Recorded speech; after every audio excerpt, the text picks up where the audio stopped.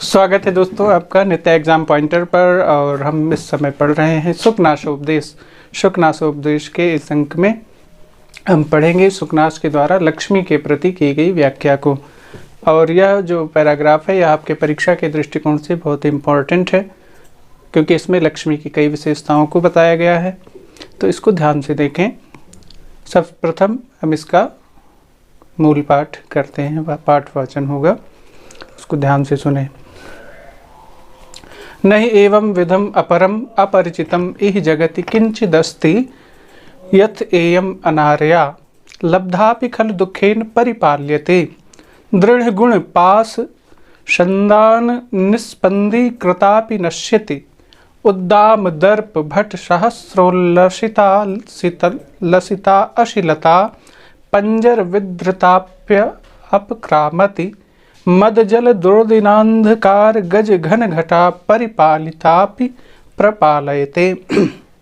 न परिचयम रक्षति न अभिजनम ईक्षते न रूपम आलोकयते न कुल क्रमम अनुवर्तते न शीलम पश्यति न वैदग्ध्यम गणयति न श्रुतम आकर्णयति न धर्मम अनुरुध्यते न त्यागम आद्रियते न विशेषज्ञतां विचारयति न चारं पालयति न सत्यम अवबुध्यते न लक्षणं प्रमाणीकरोति। नहि एवं विधम परम अपरिचितम इह जगति किंचिदस्ति। अब इसमें लक्ष्मी की विशेषताओं को या लक्ष्मी के डार्क पक्ष को, स्याह पक्ष को, या उसके जो है कमियों का उल्लेख इसमें किया गया है कि लक्ष्मी में क्या क्या दोष हैं, उसके दोषों का वर्णन यहाँ पर है। सुखनाश कहते हैं नहि एवं विधम अपरम अपरिचितम इह जगति किंचिदस्ति। इह जगति एवं विधम अपरिचितम अपरम किंचित न अस्ति। एवं विधम इह जगत, इस संसार में एवं विधम इस प्रकार से, किसके समान? लक्ष्मी के समान। इस संसार में लक्ष्मी के समान अपरम दूसरा, लक्ष्मी के समान दूसरा कोई अपरिचितम, जो परिचित है यानी जिसको हम जानते हैं, जिसको हम जानते हैं वही परिचित है, और जिसको हम नहीं जानते हैं वह क्या है? अपरिचित है। तो इसमें कहने का सेंस क्या है, तात्पर्य क्या है यहाँ पर, कि सुखनाश कहते हैं कि लक्ष्मी के समान इस संसार में इस प्रकार से अपरिचित, अर्थात जिसको हम नहीं जानते वह अपरिचित है। परिचय शून्यम परिचय निबंध बंधुत्व निरपेक्षमित यावत अपरम अन्यत। किंचित वस्तु, कोई भी नहीं है या कोई ऐसी वस्तु नहीं है जिसको हम नहीं जानते। यथा, जो, येन प्रकारेण, इस प्रकार से, लक्ष्मी, अब यहाँ पर किस प्रकार से? इयम, लक्ष्मी के प्रकार से, अनार्या अश्रेष्ठा वर्तते, अर्थात जो इससे अधिक निम्न कोटि की हो। अर्थात इसमें इन्होंने लक्ष्मी को संसार की सबसे निकृष्ट वस्तु की संज्ञा दी है। न, एक बार फिर से इसको समझिए। नहीं एवं, इस प्रकार से नहीं है, अपरम दूसरा, अपरिचितम अपरिचित, अर्थात जिसको हम नहीं जानते, जो निम्न नहीं है, अर्थात हम इस सारी वस्तुओं को जब देखते हैं, संसार में सभी वस्तुओं की जब हम तुलना करते हैं, उसमें लक्ष्मी के समान ऐसी और कोई वस्तु नहीं है जो अनार्या, जिस प्रकार से यह आर्य मतलब होता है श्रेष्ठ, और अनार्य का मतलब होता है श्रेष्ठ का विपरीत, अर्थात निम्न। लक्ष्मी के समान निम्न इस संसार में और दूसरी किसी वस्तु को हम नहीं जानते, अर्थात इससे निकृष्ट, इससे निम्न वस्तु इस संसार में दूसरी कोई नहीं है। क्या निकृष्टता है इसकी? लब्धापि खलु दुखेन परिपाल्यते। लब्धापि, एक तो जल्दी प्राप्त ही नहीं होती है, और यदि प्राप्त हो भी जाए, लब्धा अपि, प्राप्त होने पर भी, खलु दुखेन परिपाल्यते, दुख पूर्वक, क्लेशेन, निश्चित ही जब मिलती है तो इसके साथ क्लेश भी आता है। क्लेश पूर्वक, दुख पूर्वक इसका पालन किया जाता है, व्यक्ति इसको रखता है। और उद्दाम दर्प भट सहस्र उल्लसिता अशिलता पंजर विधृता अपि आक्रामति। व्यक्ति प्राप्त करता है दुखपूर्वक, रखता है दुखपूर्वक, लेकिन उसके बाद भी क्या होता है? दृढ़ गुण पास संदान निष्पंदी कृतापि नश्यति। दृढ़ाः स्थिराः गुणाः शौर्यादयः त एव पाशः रज्जु तल्लक्षणं संदानं बंधनं तेन निष्पंदी कृतापि निश्चली कृतापि इयं नश्यति। कोई व्यक्ति बहुत गुणवान हो, उसके अंदर शूरवीरता हो, दया हो, दाक्षिण्यता हो, लेकिन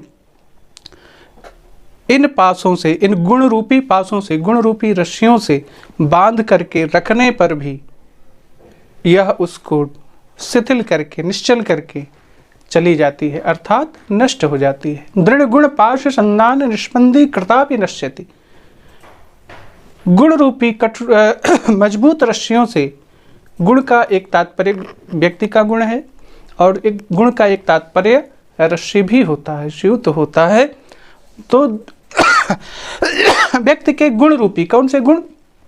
दया, शौर्य, दाक्षिण्यता, दान, धर्म आदि जो गुण हैं, जिनके करने से कहा जाता है कि लक्ष्मी स्थिर रहती है। तो इन गुणों, गुण रूपी पासों से, गुण रूपी रस्सियों से बांधने के बाद भी यह उन्हें शिथिल करके, निष्पंदी कृतापि निश्चली कृतापि, शिथिल करके नश्यति, नष्ट हो जाती है, चली जाती है, बहुत अधिक दिनों तक तब भी नहीं टिकती। और उद्दाम दर्प भट सहस्र उल्लसित अशिलता पंजर विद्रता अपि आक्रामति।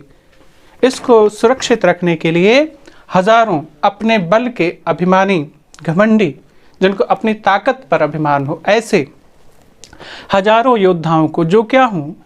उल्लसित अशिलता, तलवार धारण किए हुए हों, और उनके तलवार रूपी, जैसे पिंजड़े में क्या होता है?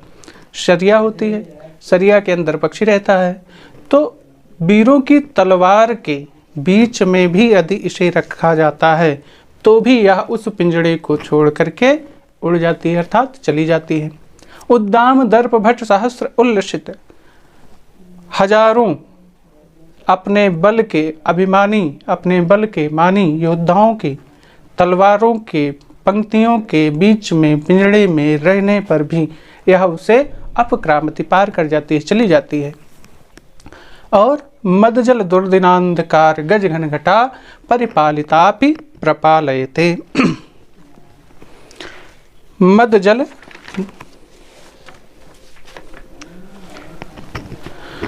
मदजल रूपी मेघाच्छन्न दिन के कारण अंधकार उत्पन्न करने वाले गज रूपी मेघ समूह के रोके जाने पर भी यह भाग जाती है। अर्थात किसी प्रकार से भी कोई चाहे कि हम लक्ष्मी को अपने गुणों के द्वारा रोक ले तो भी यह गुणों कोई बल पर भी नहीं रुकती। यदि अपने शौर्य के बल पर कोई इसे रोकना चाहे तब भी यह नहीं रुकती। और ज्ञान के बल पर भी रोकना चाहे तब भी यह नहीं रुकती।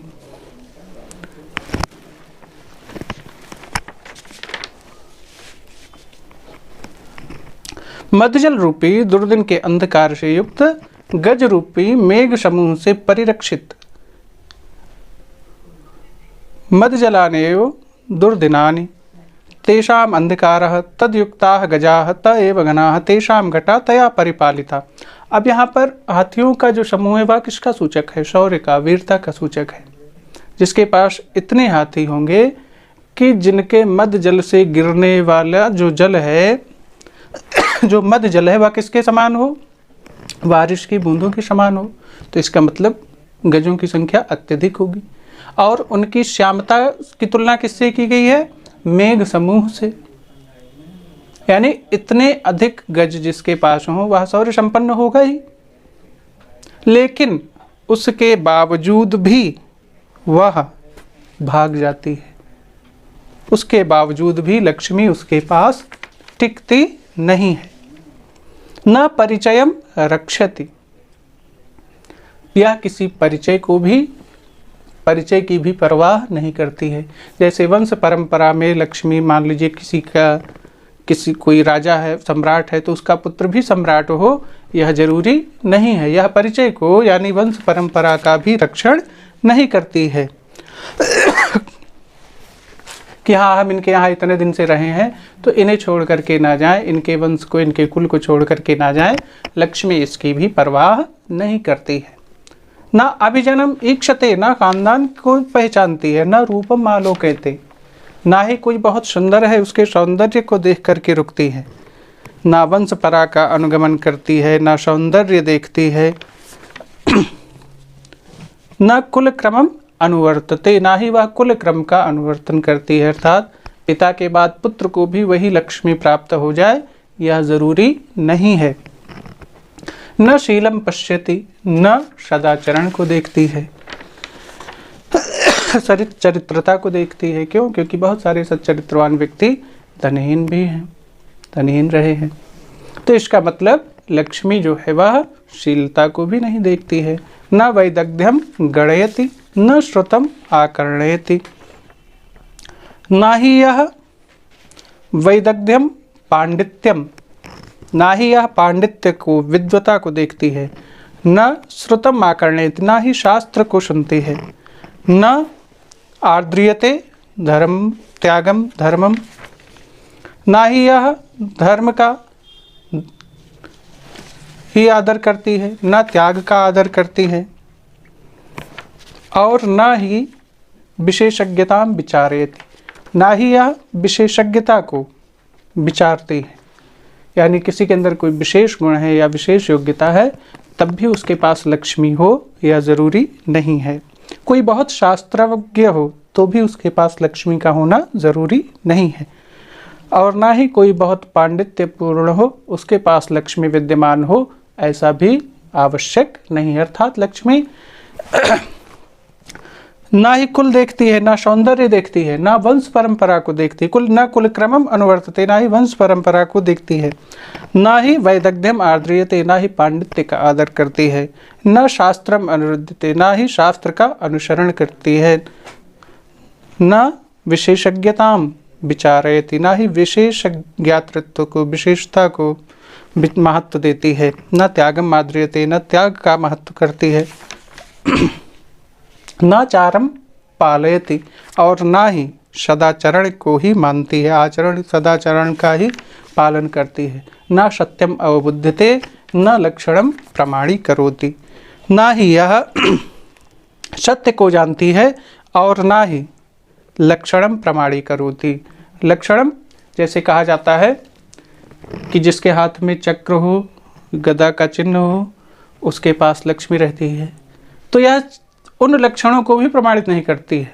जैसे कहावत है कि जिसके बाल जो है नहीं रहते हैं या जिसका ललाट चौड़ा होता है उसके पास लक्ष्मी रहती है, लेकिन कितने ही चौड़े ललाट वाले धनहीन हैं, भिक्षा मांग रहे हैं। तो इसका मतलब सामुद्रिक शास्त्र में जो लाक्षणिक शास्त्र है उसके बताए हुए लक्षणों को भी लक्ष्मी स्वीकार नहीं करती है, उनके लक्षणों को भी लक्ष्मी प्रमाणित नहीं करती है।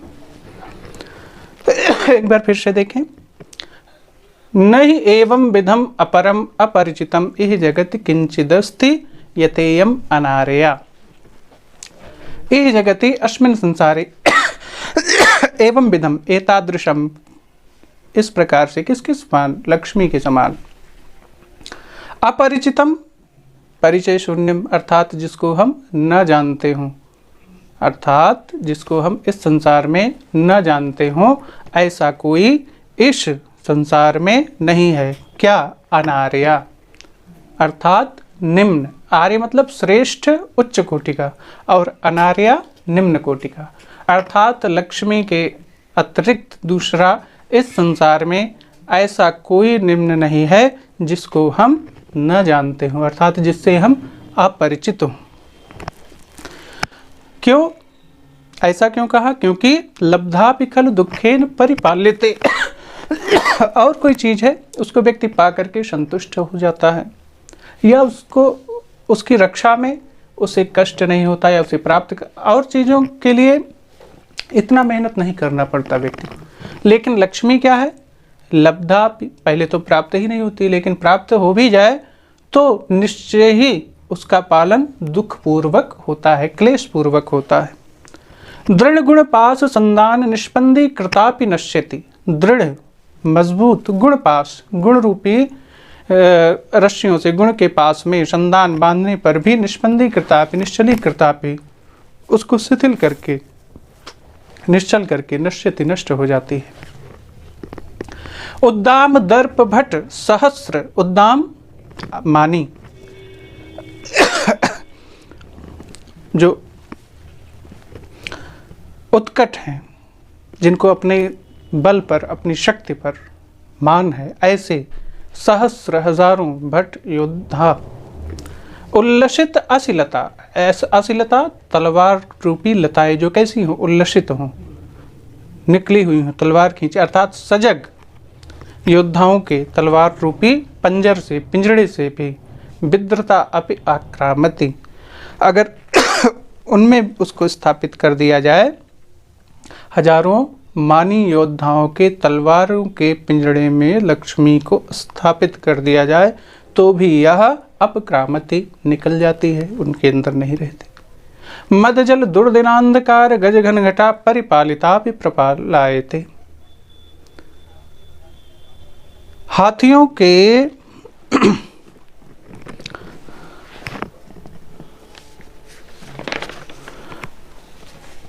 मद जल रूपी मेघाच्छन्न दिन के कारण अंधकार उत्पन्न करने वाले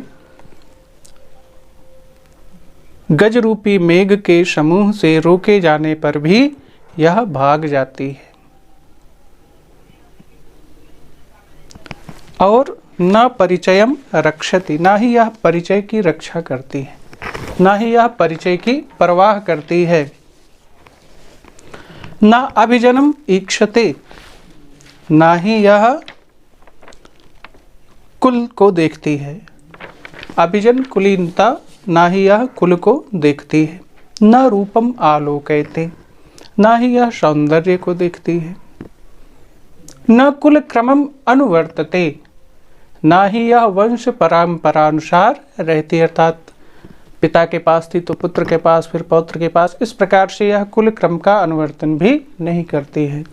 न शीलम पश्यति, न ही यह शीलता को, सदाचरण को देखती है। न वैदग्ध्यम गणयति, न ही यह वैदग्ध्य, विद्वता, पांडित्य को देखती, गिनती है। न श्रुतम आकर्णयति, न ही यह शास्त्रोक्त बातों को सुनती है। न धर्मम अनुरुध्यते, न ही यह धर्म की चिंता करती है। न त्यागम आद्रियते, न ही यह त्याग का आदर करती है। न विशेषज्ञताम विचारयति, न ही यह किसी के पास विशेष गुण है इसका विचार करती, विशेषज्ञता का भी विचार लक्ष्मी नहीं करती है। न आचारम पालयति, ना ही यह आचरण का पालन करती है।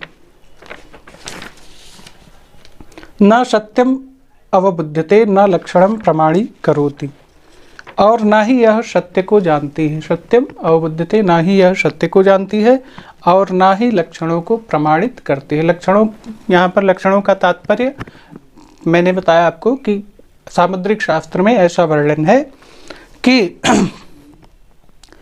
कुछ व्यक्तियों में जो विशेष गुण होते हैं, जैसे ध्वज वज्रादि रेखा से युक्त पुरुष लक्ष्मीवान होता है, ऐसा शास्त्र में, सामुद्रिक शास्त्र में कहा गया है। लेकिन यह उस लक्षण को प्रमाणित नहीं करते हैं। क्यों? क्योंकि ध्वज वज्रादि से अंकुश चिन्हों से युक्त व्यक्ति भी बहुधा देखे जाते हैं जो लक्ष्मीवान नहीं होते हैं, अर्थात दरिद्र होते हैं। तो इस प्रकार से यह सामुद्रिक शास्त्र को भी प्रमाणित नहीं करती है। इतने अवगुण होने पर भी लोग लक्ष्मी के पीछे ही जाते हैं, लक्ष्मी को ही सब कुछ मानते हैं। तो इन्हीं बातों के प्रति शुकनास चंद्रापीड़ को सावधान कर रहे हैं। आज के अंक में इतना ही। इसके आगे अगले वीडियो में आपको दिखेंगे। तब तक के लिए नमो नमः, जय श्री।